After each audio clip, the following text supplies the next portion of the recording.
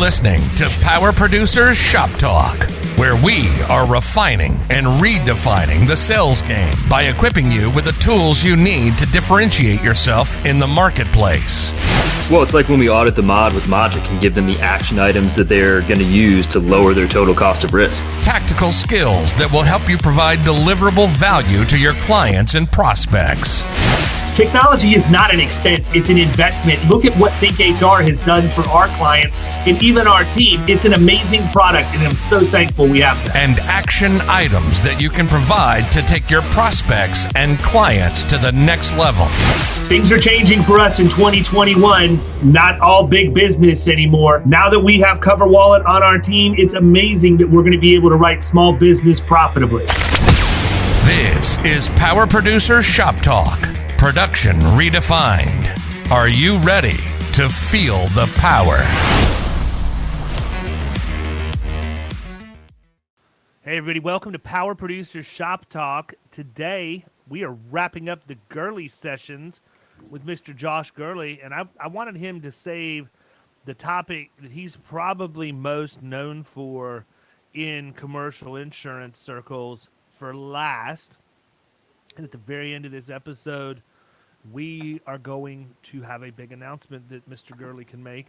But I wanted to talk about building a niche. And I don't want you to go into all of the secret sauce, but I think we can talk enough about it at a surface level that people will understand the value in doing that, and also the value in having, you know, somebody as a mentor or somebody you can learn from that's already been there, done that in this space. So you guys have a pretty unique niche that you and Andrew and Wayland have put together, and you and Andrew pretty much, you know, run nationwide at this point.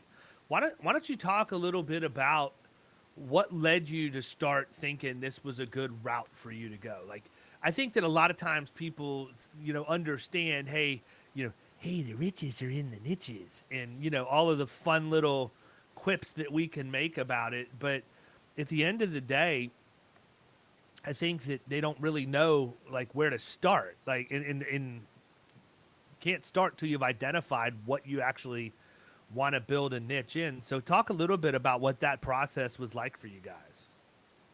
I think there's a big difference in having a niche and having an ideal prospect.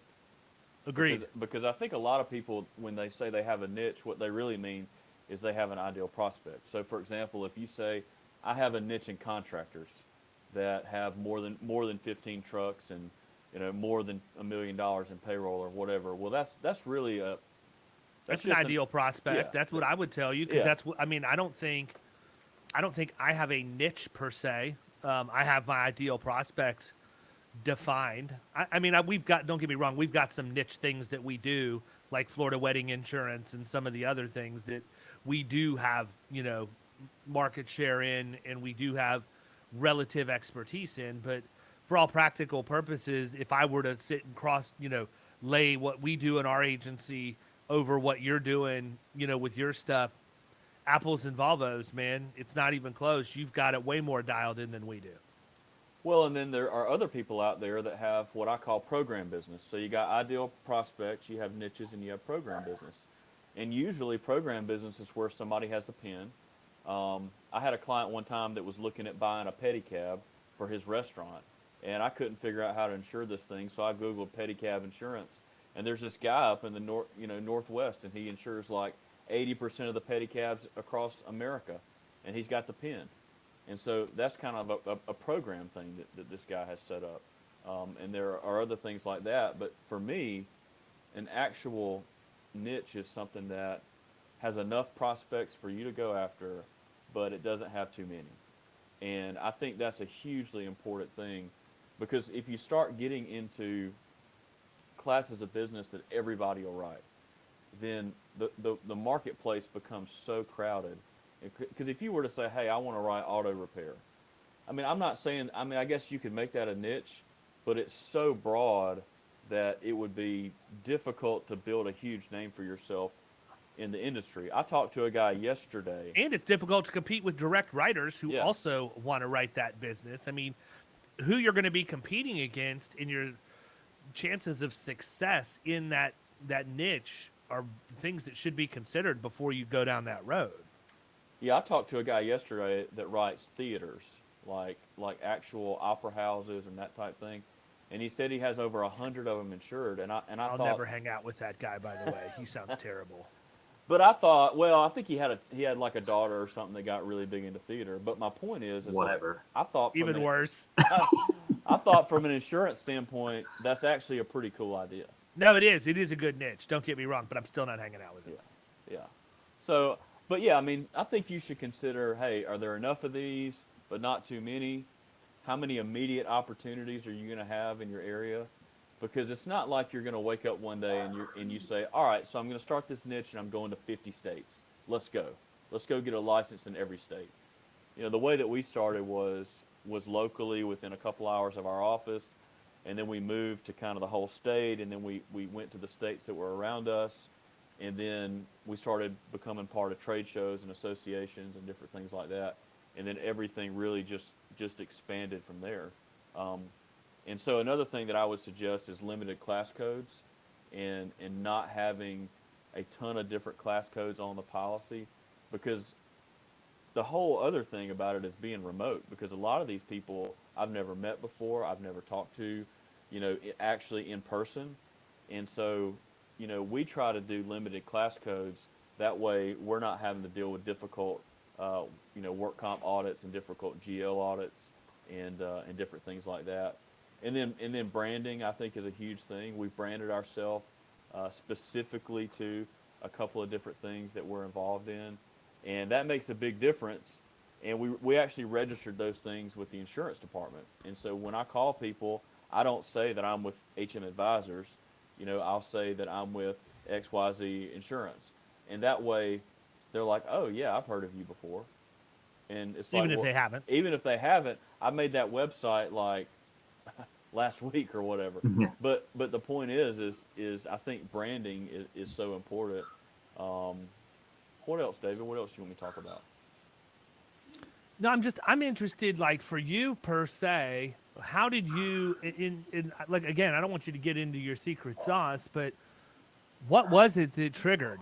Did you decide, you know what, this is something we need to, like, how did you identify that? Because my opinion is there's probably agency owners and producers listening to this right now that have a niche opportunity right under their nose and have no idea that it's even there because they've not thought about it that way. So it usually starts with you write one, and then maybe you write another one, and then maybe you write another one. And after the third one, you're kind of like, Wait a second. there may be something here. Maybe we can do something around this.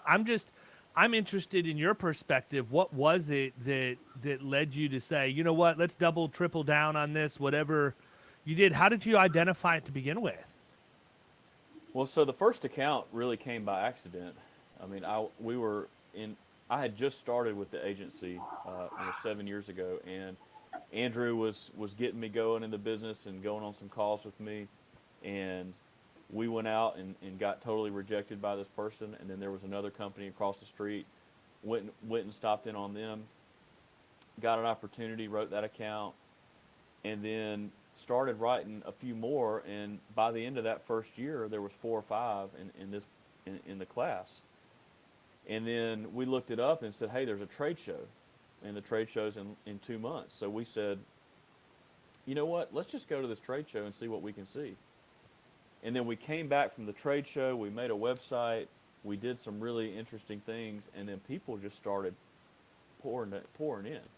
They started coming to us, we started building a marketing plan, and then the next thing we know, we started a whole separate brand and separate email addresses and, you know, and the whole deal. And now you fast forward and there's quite a few clients, and, you know, it's not the biggest program ever, but we have over $6 million in it now. And we've done really well with the program. And now we have carriers coming to us saying, hey, I want to be part of what you're doing. And so it totally changes the game, because when you control enough premium in one particular industry, you know, I had a huge insurance company that calls me up, and they have $30 million in this particular industry. Well, I got $6 million, and they're calling me asking for my data. And I'm like, I don't think it's going to work that way anymore.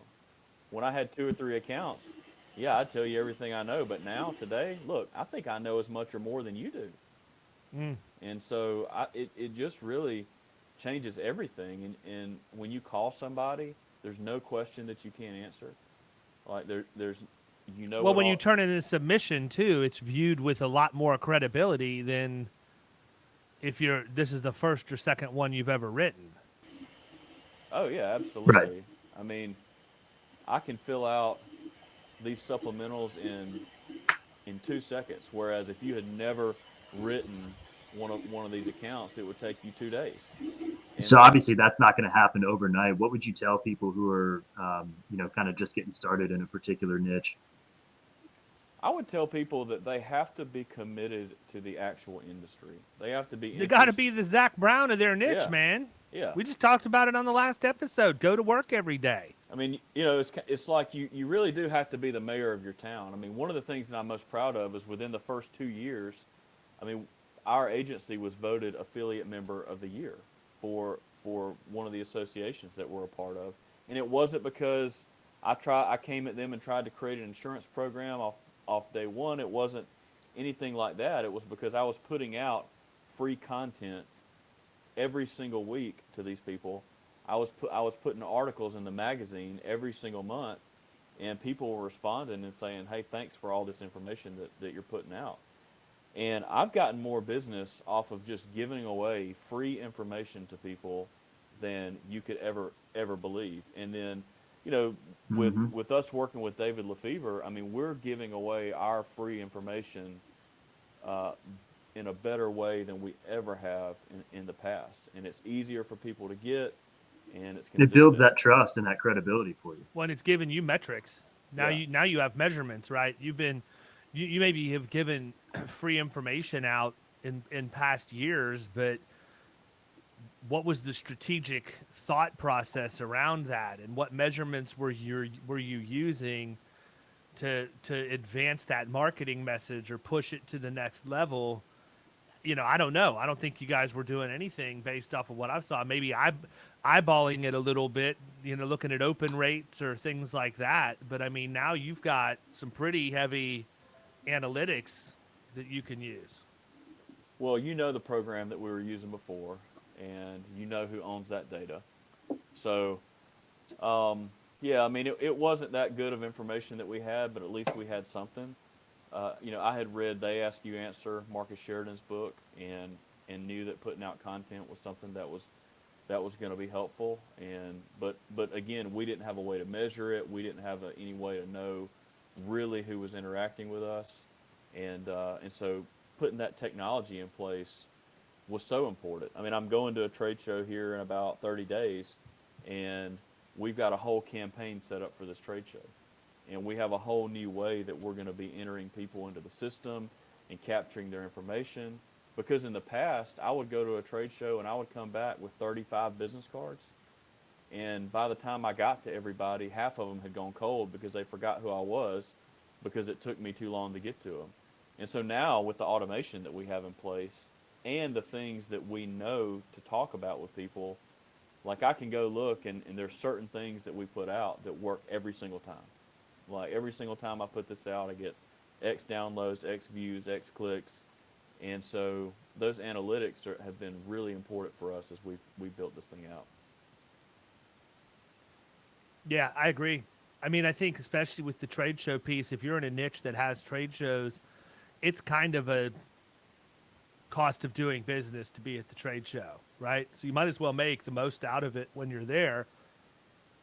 I think so many times everybody focuses, they have a really good plan on attracting people to their booth. And then the wheels fall off the wagon. There is no plan for what happens after the fact. You're going to have the conversation, you're going to make friends, you're going to relate to these people, whatever. And the next thing you know, it's the next year's trade association meeting, and you're back there and you see them in the booth again, but you've done nothing to nurture that relationship over the course of a year. Didn't really have formal follow-up plans after the fact. I mean, I think that this year, truthfully, more than any year in history, if you're in a niche that is something that has a trade association and they're going to have their conference, this should be your year, man. Like, I think people really, really, really want to do conferences based on the limited number that I've already been to. It's like people haven't seen each other for a decade and it's only been 18 months. So there's going to be a lot of activity there. And I think that's one thing to keep in mind. I think the other thing is everybody's shopping, man. Everybody's looking for ways to cut costs. I'm not saying to buy cheap insurance, but they're looking for ways to cut costs. And if you can go in with a good strategy and a total cost of risk approach, you should be golden. I think you'll have more opportunity this year than you've ever had in the past. It's just my opinion. We'll see what happens. I think it's going to be so big this year that we're bringing Agar too. So instead of I don't know how it could get any bigger. so having me and Andrew there, we're going to bring Agar because what typically the process that we go through without giving everything away is we have one person that walks around and tries to find certain people that we've identified, and then we have somebody. I've been that guy. I've been that guy before. We have somebody work in the booth, and my thing is like half the time both of us are gone from the booth, and we still end up with 20 or 30 cards, and I'm like, what happens if we have a guy at the booth the whole time? So right. I mean, I just Agar, welcome to the booth. Welcome. Well, I tell you what, Agar is a strapping young man, former professional baseball player, and I think he's going to do really well. So, at the booth. I'll still get in the box against Agar. Tell him to bring me his best cheese. We'll see what happens. So, yeah, I mean, I think the trade show is, I can't tell you how many accounts that we've won from trade shows. In fact, one of the things, David, we talked about early on was like literally trade shows were our number one way of getting new business up until COVID. I mean, I still make cold calls. I'll say that. And I make calls to people in the niche, people outside the niche. But there were a couple of years there where we didn't have to make hardly any calls because we would go to 3 or 4 trade shows a year. We would come back with, 5 to 10 middle market prospects, and we would just work those for that quarter and then just keep rolling it every single quarter from then on. So really when COVID happened, it was kind of like, okay, well, what are we going to do now? So I'm really looking forward to getting back to the trade show. And I think if we can take the stuff that we're doing outside of that, because again, we relied on it so much, and put the stuff that we're doing at the show with it, I mean, I think it'll be really cool, really special for us. And, and I just know a lot of my friends that have programs and have various niches. I mean, these are people that are doing $100,000, $200,000, some $300,000 in new business revenue. Like, we're not talking about premium, we're talking about revenue. And if you want premiums for show people, revenue's the dough. That's what pays the bills. Nobody cares what your premium is. Yeah, and I mean, and if you want, why are you yelling at everyone today? Because I get off my lawn. God. No, but I mean, I just think that like if you don't have to reinvent the wheel every time, you don't have to have your account managers doing different things. It's not brand new. You're not having to figure out who the markets are. Like I can tell somebody can call me. They can tell them. They can tell me what their sales are, and they can tell me what they're paying on GL, and I can tell them if it's good, bad, or ugly. And usually it's bad or ugly. I mean, very rarely is it good. And I think it really, from a sales standpoint, can help you open up that conversation and just say, like, hey, what is a good deal? Because everybody thinks they have a good deal. I mean, I call people all the time, and they say, well, I think I have a good deal. I'll say, well, I hope so.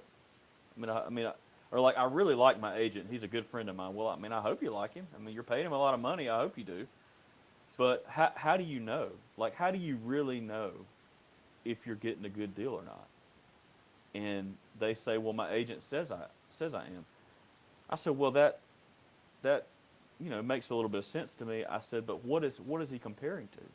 He's comparing to the other people in town, what is the comparison? I mean, what if the bar is at a $10 rate, and that's what you're paying, and that's what what you think that it ought to be, and that's what he thinks it ought to be. But what if the real number to somebody that really knows what they're doing is 5? I mean, what if you're paying double?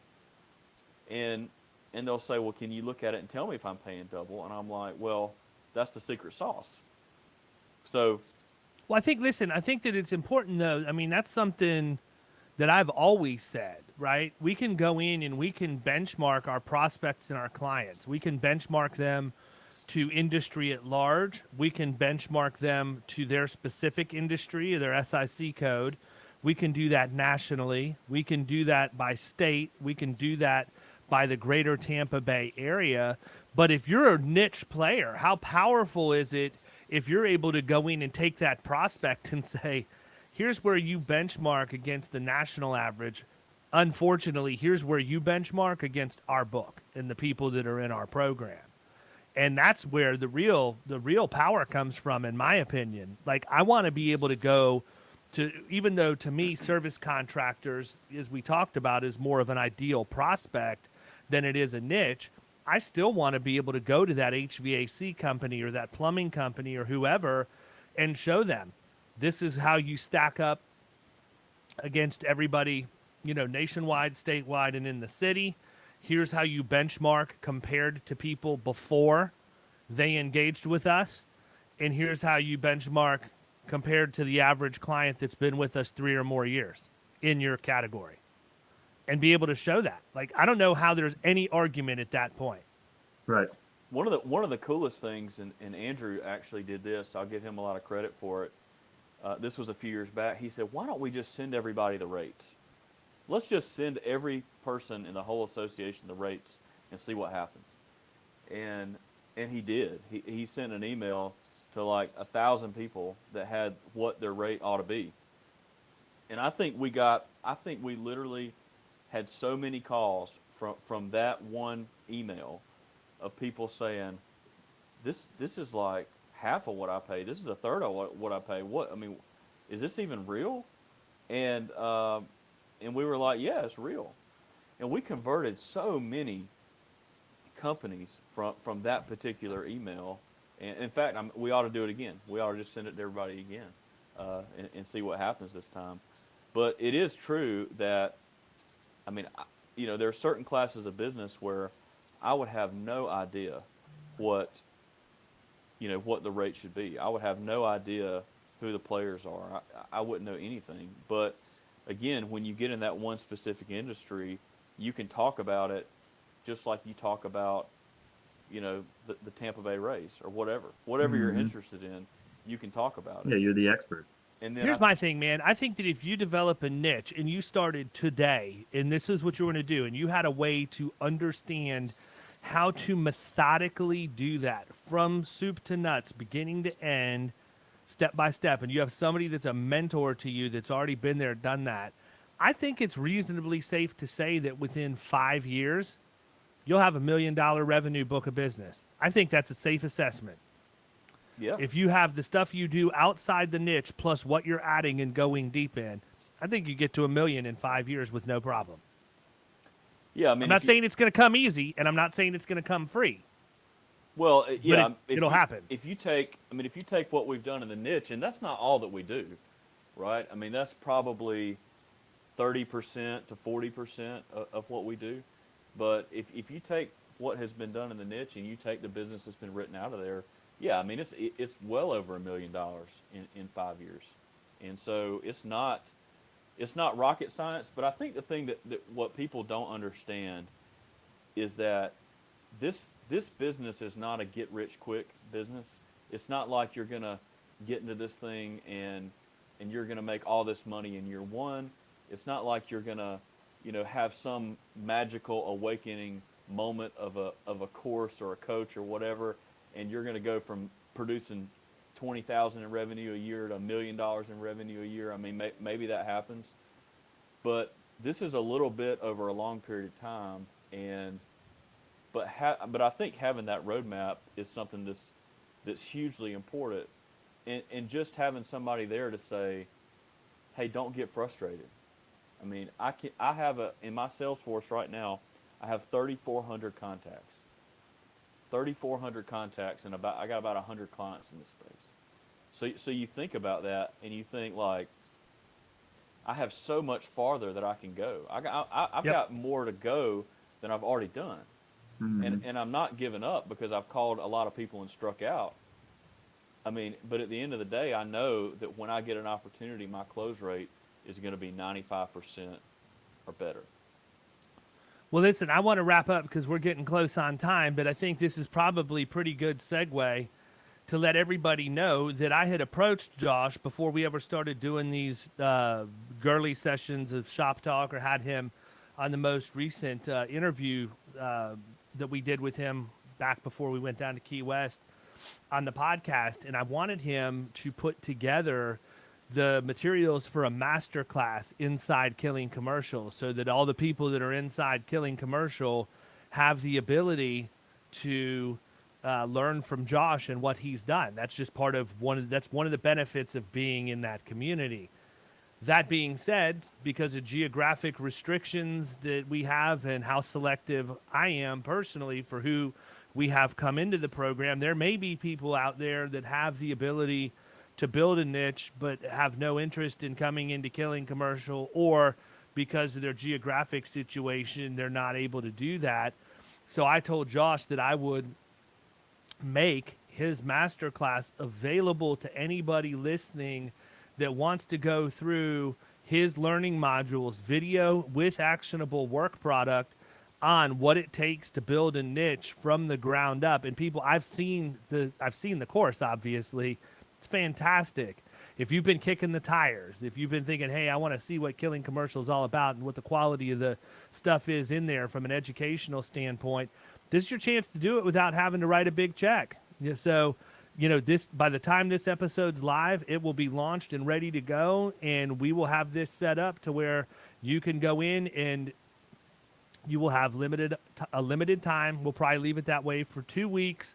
I'm going to guess 2 weeks from the time this podcast airs, we'll have it set up. And then I'm also going to give you another deal, and that is that if you like what you hear from Josh so much that you're like, you know what, how can I live without this? And you want to go into Killing Commercial, guess what? We're going to let you into Killing Commercial, and I'm going to rebate the money that you paid to Josh off of your enrollment fee to get in order for you to come in and be a part of the full program if you qualify geographically and we talk and think that it makes sense. So there you go. Go, sir. Pretty solid deal. Very solid deal. Yeah. I don't know what else to say other than everybody have a good weekend. Gurley, thanks for the sessions, man. Yeah, man. Hey, it's fun. I love being a part of this. I can't tell you how much this has done for my career and how many people have reached out to me. I've had the opportunity to encourage a lot of folks and met some great insurance company people because of this. You guys are doing great work, folks, and thanks for having me. I guess we'll keep the podcast for another month or two. All right, everybody, have a good weekend. We'll catch you next week. See ya.